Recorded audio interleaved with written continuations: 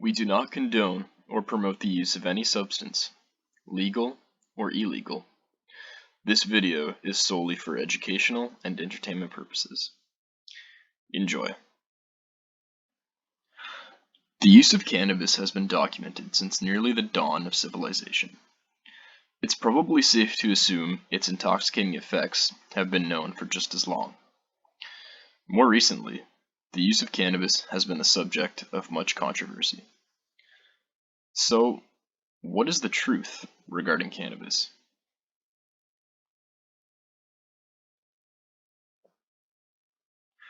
My name is Cronos, and today I'm going to introduce you to the history of a plant that has stuck with mankind for quite some time, from ancient China to the modern day, and that plant is cannabis.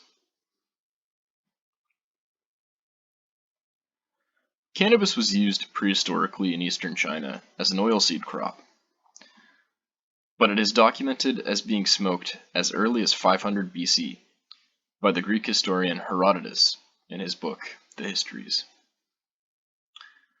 A study done in 2019 from the Chinese Academy of Sciences in Beijing uncovered fascinating archaeological evidence of ancient cannabis smoking. The focus of the study were artifacts found at a 2,500-year-old cemetery located in the Pamirs Mountains of western China. Known as the Jiang Cemetery, this site consists of 4 zones of at least 49 graves, demarcated by black and white stone strips. 9 sets of wooden brazier fragments and 4 burnt stones that were excavated from the cemetery were sampled and analyzed by gas chromatography mass spectrometry.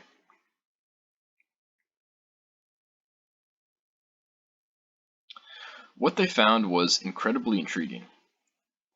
All but one of the wooden braziers contained traces of CBN, the oxidative metabolite of THC. This demonstrates strong evidence for cannabis smoking from at least 2,500 years ago.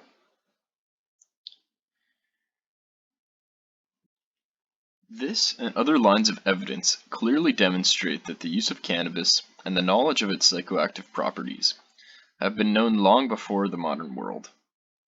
However, it is only recently where we see a movement towards the illegality of cannabis and its association with immorality.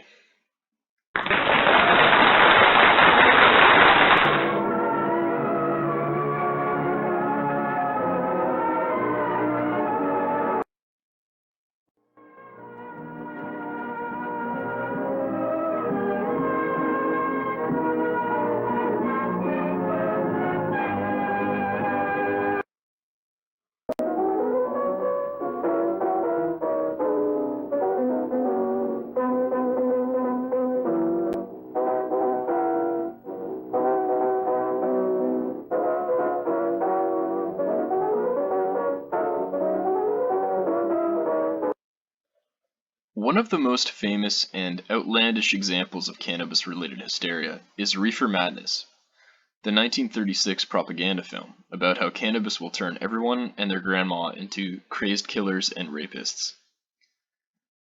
It also just so happens the original producers never bothered to properly protect the film's copyright, allowing us to use a clip of it without the risk of getting in trouble. Nowadays, it's generally viewed as unintentionally hilarious and quite possibly one of the worst films of all time. In the midst of this paranoia, the Marijuana Tax Act of 1937 was introduced, effectively outlawing cannabis in the United States. This was followed by the classification of cannabis as a Schedule I drug under the Controlled Substances Act of 1970. This is the same category that heroin occupies.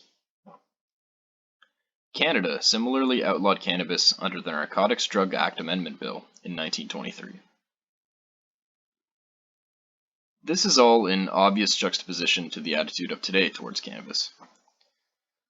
Cannabis is now fully legal for recreational use in Uruguay, Canada, and 15 American states.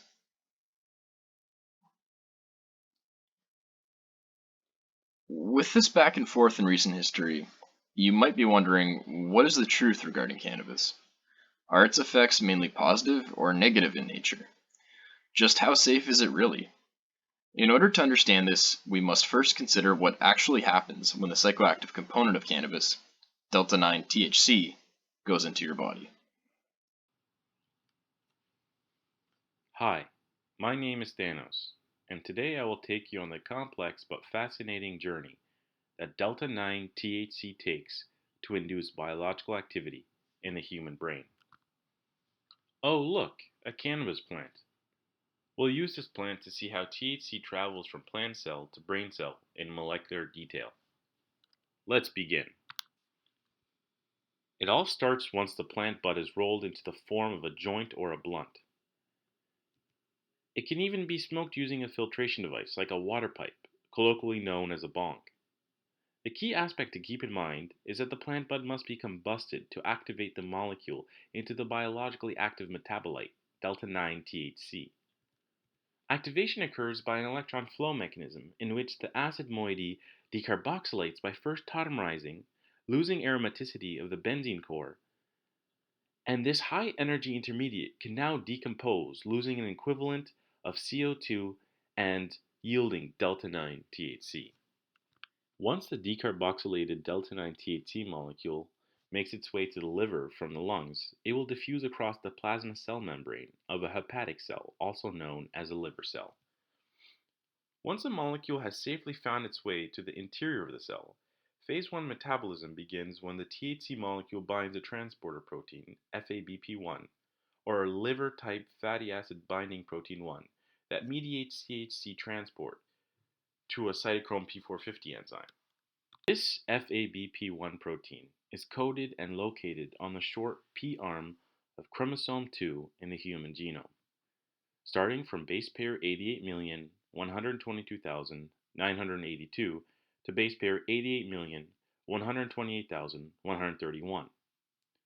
The protein has been found to have a unique structure compared to other members of the FABP family, allowing it to bind multiple ligands simultaneously. It has a larger solvent-accessible core compared to other FABPs, allowing more diverse substrate binding.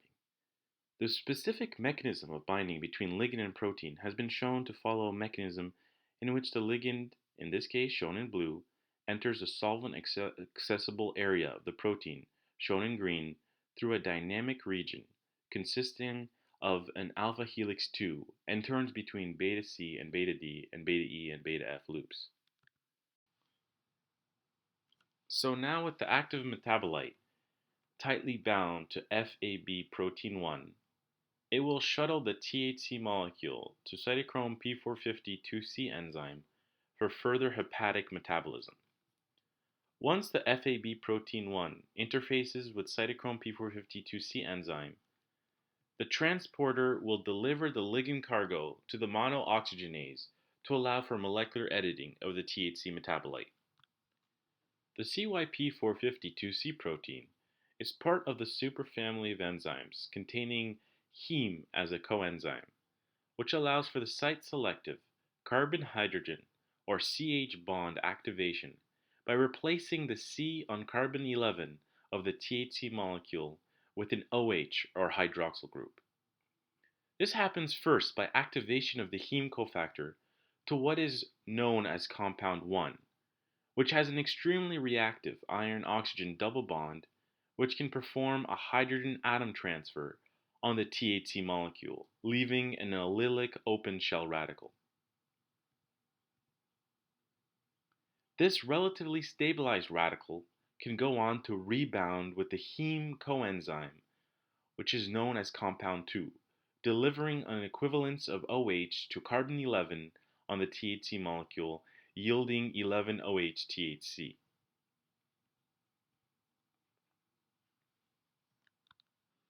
Once a hydroxylation reaction takes place in the CYP450 active site, two possible fates await 11-OH-THC. One where the molecule encounters another equivalent of CYP450-2C enzyme, leading to the inactivation via the same chemistry, which yields 11-COOH-THC.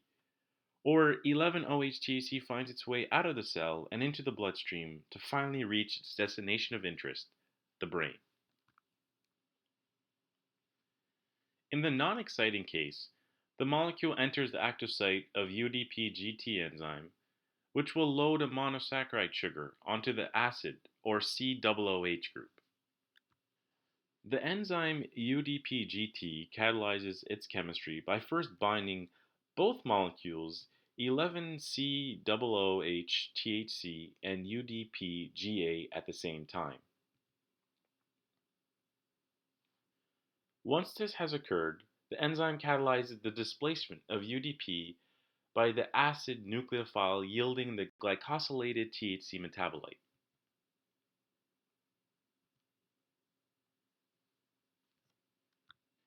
Now this glycosylated THC metabolite can be excreted via the actions of both the kidneys and the bladder, since the monosaccharide confers sufficient aqueous solubility for bioelimination through urine, sweat, or feces.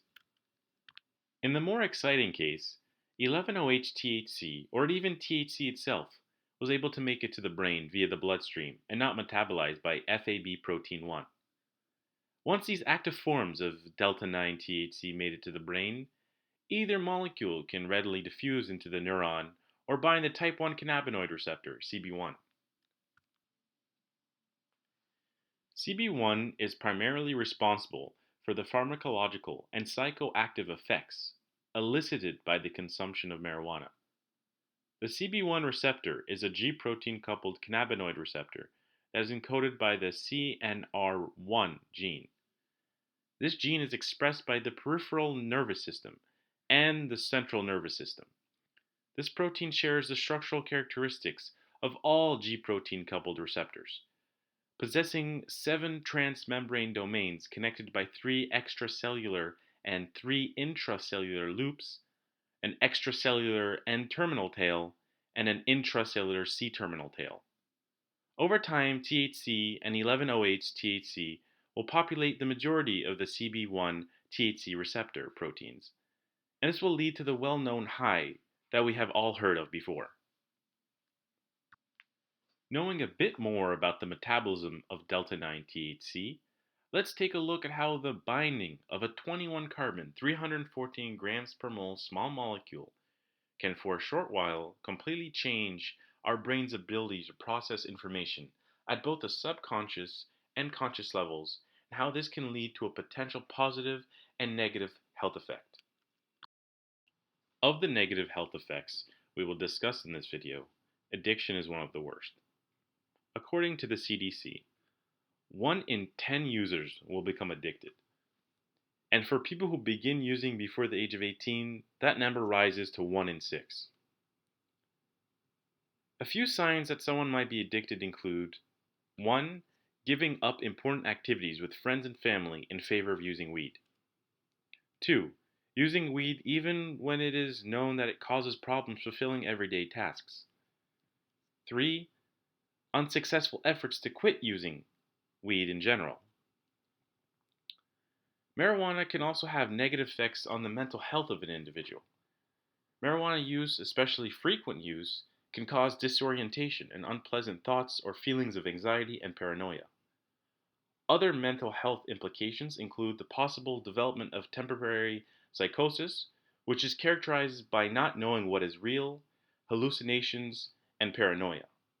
Some long-term mental disorders include schizophrenia, a type of mental health illness where people might see or hear things that aren't really there. With some of the more eye-opening negative health effects of marijuana, let's take a look at the positive health effects, both in the short and long term. In the short term, cannabis has a few effects that most would consider to be positive. Perhaps the most well-known effect is euphoria, especially associated with a pronounced and sometimes unexplained laughter. A pronounced appreciation or craving for food is also commonly seen. This is colloquially known as the munchies, going hand in hand with an antiemetic effect. Cannabis also produces a noticeable change in thinking. This can be described as more abstract, nonlinear, or philosophical thinking. This is usually accompanied by a generally heightened sensory perception, with a greater appreciation of music commonly being reported. Some evidence is emerging that cannabis may have positive health effects over longer-term use, in the context of treatment of certain health conditions. There is strong evidence, for example, that cannabis can be effective in the treatment of chronic neuropathic pain. Cannabis has also been shown to have an anti-inflammatory effect in the GI tract, which could be useful in the treatment of diseases like Crohn's. There is some evidence for cannabis reducing intraocular pressure, which may have positive implications for diseases such as glaucoma. Other positive effects include improving sleep disturbances caused by certain diseases, including multiple sclerosis. Interestingly, there is also evidence that cannabis improves the spasticity symptoms of multiple sclerosis. Cannabis use has been with us as long as we've been around, and isn't likely to go anywhere anytime soon. This has been a brief overview of what we know about cannabis, its history, metabolism, and its effects on human health. Surely, the picture will become clearer as research continues. We hope you learned something today. Please like and subscribe if you liked the video. Always remember to be safe, and we'll see you for the next one.